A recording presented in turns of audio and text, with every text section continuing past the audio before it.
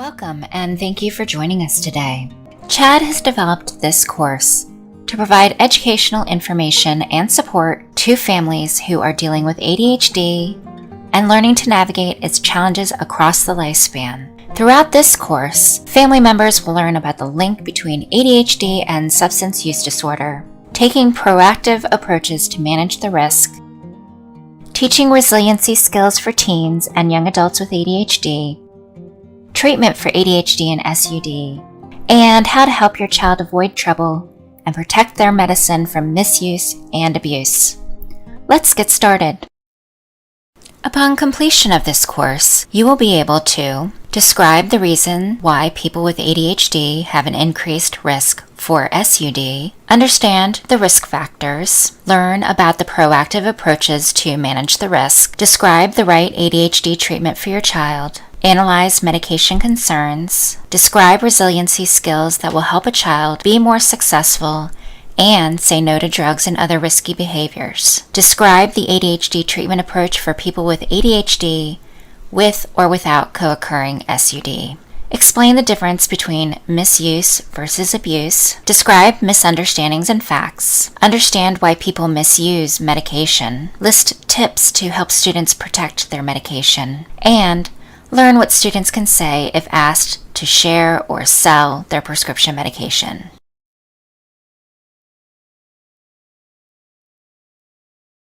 Children with ADHD have an increased risk for substance abuse, and people who have substance abuse histories often have ADHD. So, the two tend to overlap, but not all people with ADHD will develop a substance use disorder and vice versa. Although the reasons why people affected by ADHD often have a higher risk of substance abuse are not completely understood, studies point to several factors. ADHD is associated with increased risk of substance use initiation, which means that people with ADHD have an increased likelihood of trying something that is illegal, like tobacco, alcohol, or drugs. So in other words, those with ADHD, especially those that are untreated, are more likely to try a substance than their peers that don't have ADHD. Of those who have tried an addictive substance, kids with ADHD are more likely to develop SUD. Separate but related, the younger a teenager is when she tries something, the more likely she is to become addicted than compared to an adult. Individuals with ADHD are twice as likely to have ever smoked cigarettes and nearly 3 times more likely to become addicted to nicotine. Almost twice more likely to develop an alcohol or a cocaine use disorder, more than 2.5 times more likely to develop any form of substance use disorder, and more vulnerable to develop gambling disorder. Experts estimate that approximately 15% of adolescents and young adults with ADHD have a concurrent SUD. The increased risk is most likely due to a combination of risk factors, including both people with ADHD and SUD have structural brain differences from those without ADHD. We know that executive functions, behaviors, and emotions are governed by neurotransmissions, which are signals between brain cells. Dopamine is a key neurotransmitter, heavily involved in the reward center of the brain. Low levels of dopamine are associated with inattention, mood instability, and reward and motivation deficits, common symptoms of ADHD. The parts of the brain that are affected are the frontal cortex, which is the front part of the brain that is responsible for planning for the future, judgment, decision-making skills, attention span, and inhibition. In the cerebellum, which is in the back of the brain, this area of the brain regulates speech, reasoning, emotions, learning, and fine control movement. And in the subcortical structures, which is deep in the brain, and this is that part of the brain that controls memory, emotion, pleasure, and hormone production. Because of the differences in their brains, individuals with ADHD have difficulty with delaying gratification and prefers small, immediate rewards over larger, delayed rewards. This may be a reason for impulsive behaviors and an increased tendency to have substance use disorder. Within a family tree, people may have a genetic risk for ADHD, addiction, and for both, which makes it more likely that these genes get passed down generation after generation. There is also an increased risk of ADHD in children of women who smoked cigarettes or used alcohol or other drugs during pregnancy. Starting the use of addictive substances in adolescence commonly takes place socially with other peers. Studies indicate that because individuals with ADHD often struggle socially with ADHD symptoms like impulsivity and at school, that this may contribute to the development of SUD. Similarly, some personality traits and symptoms that are genetic and are frequently found in both people with ADHD and SUD, like novelty seeking, sensation seeking, harm avoidance, low self-esteem, and altered executive functions, may also increase the link to developing a dual diagnosis. Another factor that increases the risk for having SUD is co-occurring mental health conditions including depressive, anxiety, bipolar disorder, or conduct disorders.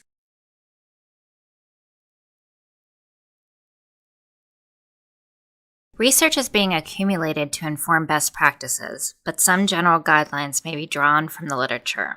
ADHD medications significantly lower the risk of substance abuse. A recent review of studies focusing on the long-term outcomes of stimulants to treat ADHD symptoms found they are a safe and effective treatment when used optimally. Optimal treatment means following a careful dosage for the patient and consistent follow-up and dose adjustment when needed. Parents do need to work closely with their child's healthcare provider for the proper use of stimulant medications for ADHD and to avoid potential problems, including the risks for later substance use.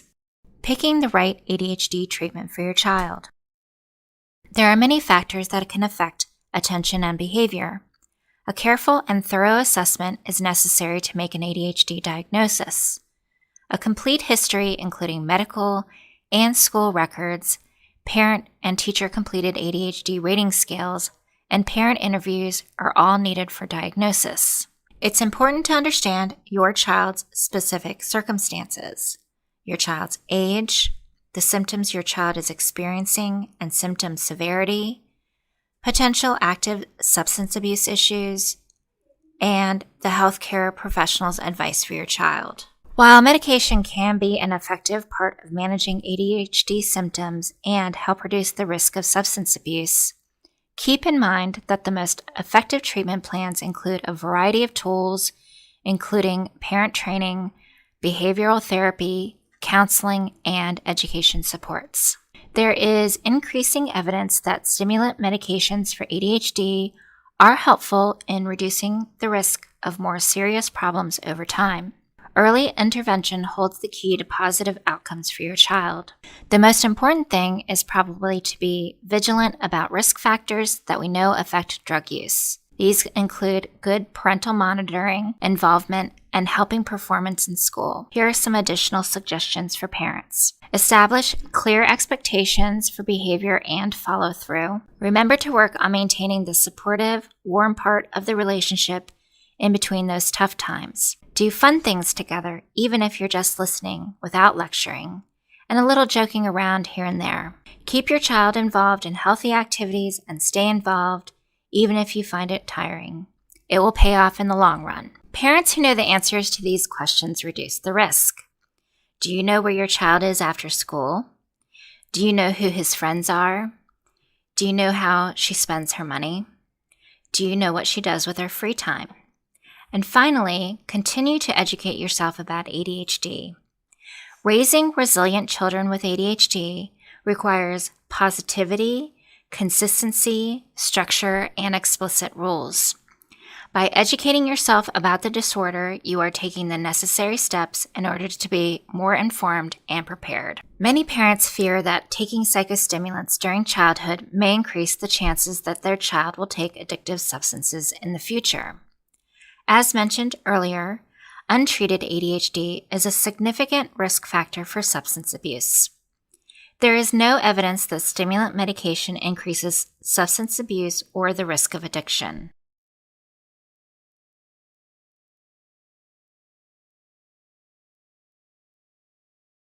Why is it that some young people affected by ADHD seem to be more successful than others, even though the symptoms of the disorder have caused them difficulties in school or socially? A good sense of self-worth, being resilient, and knowing what is right and wrong will help your child say no to drugs and other risky behaviors. Building strengths has a more potent, longer-lasting impact than fixing deficits. Children who are resilient are hopeful and have learned they can solve problems and make a positive difference in their worlds. Resilience is our ability to bounce back from difficulties, and resilience develops from contributing factors such as strong relationships, a positive mindset, a sense of our own strengths, experiences of success, and concrete skills. Resilience is not an inborn trait, but a skill that grows out of experience. A young person who is resilient displays the ability to deal effectively with stress and pressure, cope with everyday challenges, bounce back from disappointments, adversity, and trauma, develop clear and realistic goals along with realistic approaches to solve problems, and relate comfortably to other people and treat them with respect. Resilience provides part of the explanation as to why some teenagers with ADHD are victims of their condition, while others overcome overwhelming obstacles. When a teen has an environment that is accepting of an ADHD diagnosis and parents who use positive parenting skills, the teen is better able to develop the skills that make her more resilient. Positive parenting skills may include creating a safe and supervised environment, providing positive learning experiences, promoting problem-solving skills, discipline that uses ground rules that are clear and age-appropriate with logical consequences rather than punitive actions, and having realistic expectations for their child, accounting for how ADHD has affected her. Parents can also help their child become more understanding of how symptoms affect them and practice self-compassion, remaining realistic about events and abilities, leaving room for improvement and not doubting their abilities or self-worth when things go wrong. Teach your child different ways to say no. A good sense of self-worth and knowing what is right and wrong will help your child say no to drugs and other risky behaviors. Help your child by noticing efforts as well as successes and praising for things done well and for making good choices. Resilience builds from self-compassion, and ADHD management requires being patient with missteps, gathering yourself, and starting forward again. Help a young person build resilience as a skill. Know that it takes time to learn a new skill or resolve a problem. And for young people affected by ADHD, it can sometimes take a longer time than you expect. It is a learning to swim mindset, because when a child learns to swim, parents don't challenge the child to try harder or assume there is a lack of motivation. Instead, they offer support and recognize the small steps that lead toward achievement. The same is true in other areas of life. Young people affected by ADHD need support and empathy along with extra time to build skills. A new swimmer can't swim the length of a pool all at once, but with instruction and practice can become an accomplished athlete over time. Determine which behaviors come from not knowing how to do something or poorly applying the skills the child has, and which behaviors are willful disobedience. A child struggling with skills mastery needs help and time.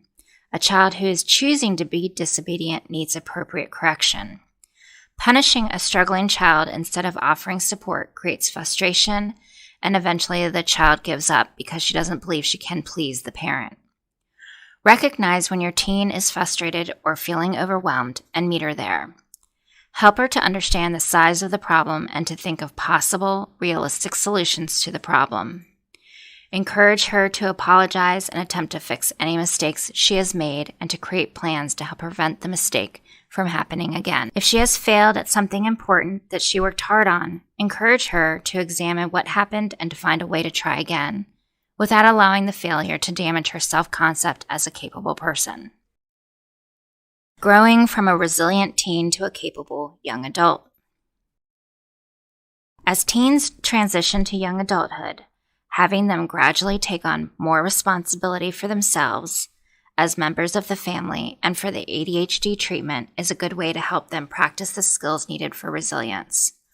Offering guidance and support to your teen when things get bumpy, but not taking on or putting in place solutions yourself, prepares her to meet challenges in young adulthood. Giving your teen the space and time to draw on past experiences of success and work through solutions allow her to see herself as resilient when faced with a challenge or disappointment. The important thing is that resilience is a skill that can be learned so that when life throws them curveballs, they will bounce back and keep moving forward towards their goals. Treatment of ADHD with or without co-occurring SUD requires a multimodal approach that incorporates therapy and medications. Medication in combination with therapy can be part of the treatment plan and can include either stimulant or non-stimulant ADHD medications. Treatment of ADHD may help individuals to remain and benefit from treatment for the addictive disorder. Medication is typically given only after an individual is no longer taking the addictive substance for a period of time to be determined by the doctor. However, some studies suggest that the ADHD treatment should not be postponed.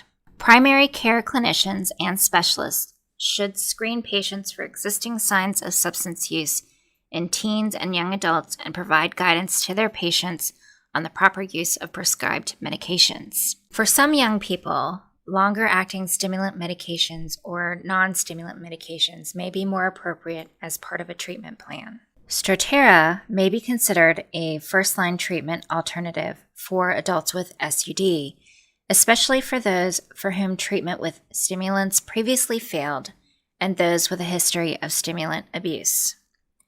Medications should be carefully monitored to prevent accidental or intentional misuse. Providing education about the disorders, motivational interviewing, which is often used to address addiction and helps people become motivated to change behaviors that are preventing them from making healthier choices, and cognitive behavioral therapy, which is a type of psychotherapy in which negative patterns of thought about the self and world are challenged in order to alter unwanted behavior patterns, are some of the most useful strategies.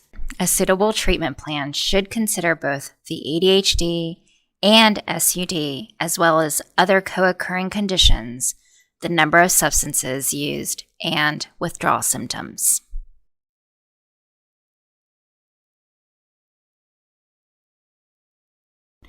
Drug misuse is defined as the use of a substance for a purpose not consistent with legal or medical guidelines, most often with prescription medications. This basically means either taking more than what is prescribed or taking medication that was not prescribed to you. Often, drug misuse can lead to substance abuse, but that may not always be the case. Drug misuse and abuse are not the same thing. Many experts believe that it is abuse when it begins to harm things in your child's life, like health complications, inability to carry out daily responsibilities, physical dependence, withdrawal symptoms, or cravings. CHAD is part of a diverse group of organizations taking part in a coalition to prevent ADHD medication misuse and abuse. CPAM strives to be a trusted source of information on the issue of prescription stimulant medication misuse, abuse, and diversion, with a primary focus on college students. CPAM uses its knowledge to make a difference and help prevent the non-medical use of these medications for any reason. CHAD has developed this training to raise awareness, provide strategies, and resources to parents in order to help prevent medication misuse, abuse, and diversion.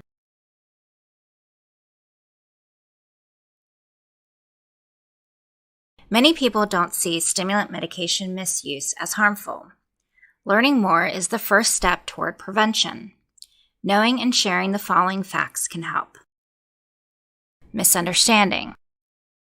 Sharing medication with others or taking someone else's prescribed stimulant medications is not that big of a deal, and students will not be punished if administrators are made aware of the issue.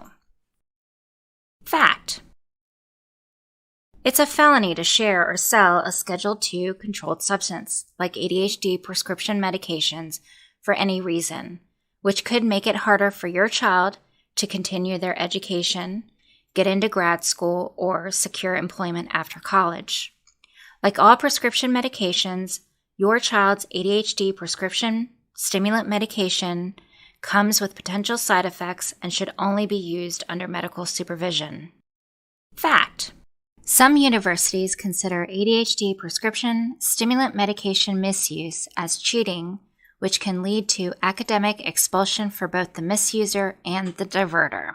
Fact: in addition to abuse, the risks of taking stimulant medications include dependence and cardiovascular and psychiatric side effects, among others. There is also a risk that ADHD stimulants may interact with your prescription and over-the-counter medicines. Overdosing or mixing with over-the-counter medicines or alcohol can potentially be fatal.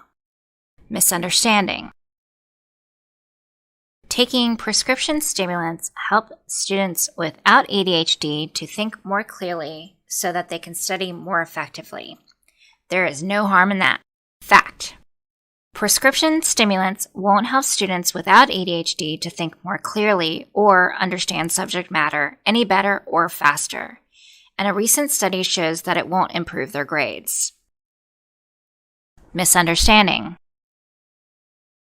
all college students are doing it, so it's not a big deal. Fact: the majority of college students are not misusing. According to a June 2014 survey conducted by Harris Poll on behalf of CPAM, 59% of college students view misuse for schoolwork as a form of cheating. 65% of college students liken academic misuse of ADHD prescription stimulants to athletes who use performance-enhancing drugs.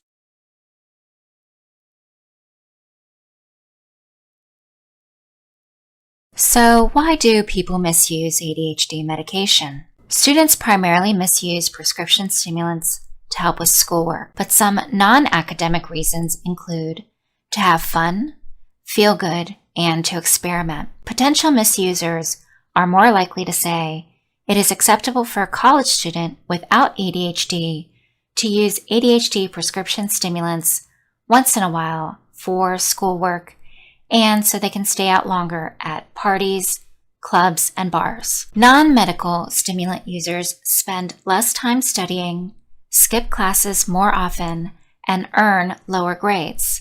Up to 25% of students prescribed ADHD medication used it to get high, and up to 30% used it in conjunction with alcohol and other drugs. So, where do people who misuse ADHD medication get it from? The majority of misusers obtain ADHD prescription stimulants from friends and peers. 10% of students who misuse prescription stimulants report they obtain them from a family member. Most misusers get ADHD prescription stimulants for free. When they do pay for it, it costs a few dollars per pill.